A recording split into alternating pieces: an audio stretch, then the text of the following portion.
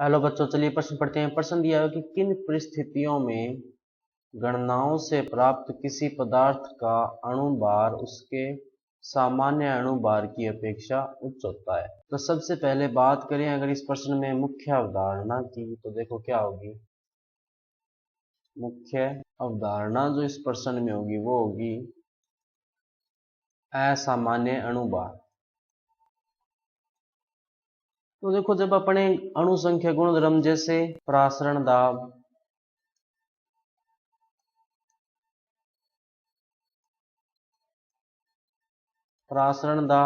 हिमांक अवनमन, क्वथनांक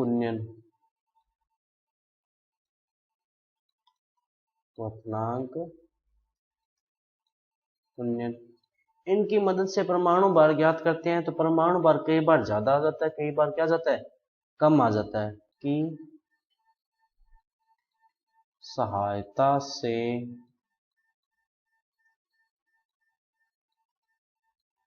परमाणु भार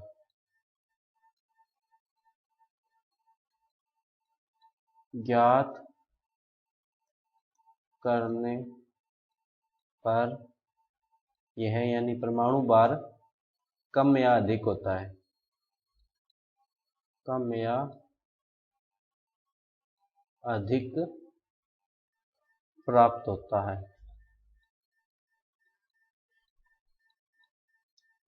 है। इसे असामान्य अणुभार कहते हैं। अणुभार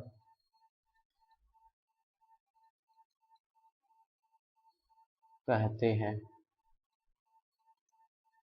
कि जितना अणुभार आना चाहिए था या तो उससे कम आ रहा है या उससे ज्यादा। अब उसने क्या पूछा है कि किसी पदार्थ का अणुभार उसके सामान्य अणुभार की अपेक्षा उच्च होता है, कब, यानी किन परिस्थितियों में उच्च होता है। तो ये उच्च कब होगा, जब किसी पदार्थ का विलयन में संगुणन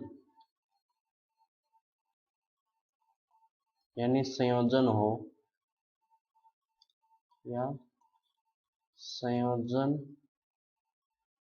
हो, तो हमें उस पदार्थ का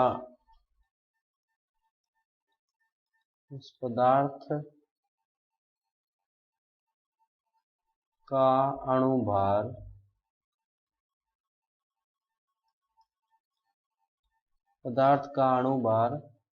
सामान्य से उच्च प्राप्त होता है, सामान्य से उच्च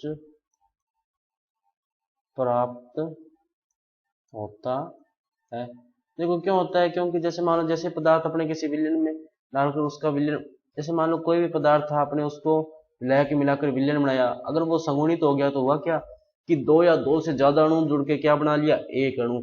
और जैसा कि मैंने बताया कि ये जो प्रासरण दाब हो गए, या जो हिमांक अवनमन हो गया, या जो क्वथनांक उन्नयन हो गया, ये क्या होते हैं, अणु संख्या गुणधर्म। इनको ये मतलब नहीं होता है इन गुणों को कि अणु दो जुड़े हुए हैं या चार जुड़े हुए हैं, या एक अणु टूट के दो अणु बने। ये अणुओं की संख्या पर निर्भर करते हैं।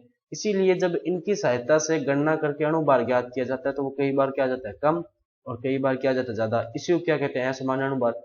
अब मान लो जो पदार्थ था वो विलयन में बनने के बाद में जो उसको संगुणन हो गया, या वो दो या दो से ज्यादा अणु जुड़कर एक अणु बना लिया, तो इससे होगा क्या, उसका जो अणुभार है वो सामान्य से उच्च प्राप्त होगा। तो बच्चों ये था आपका उत्तर। मैं आशा करता हूँ आपको समझ में आया होगा। धन्यवाद।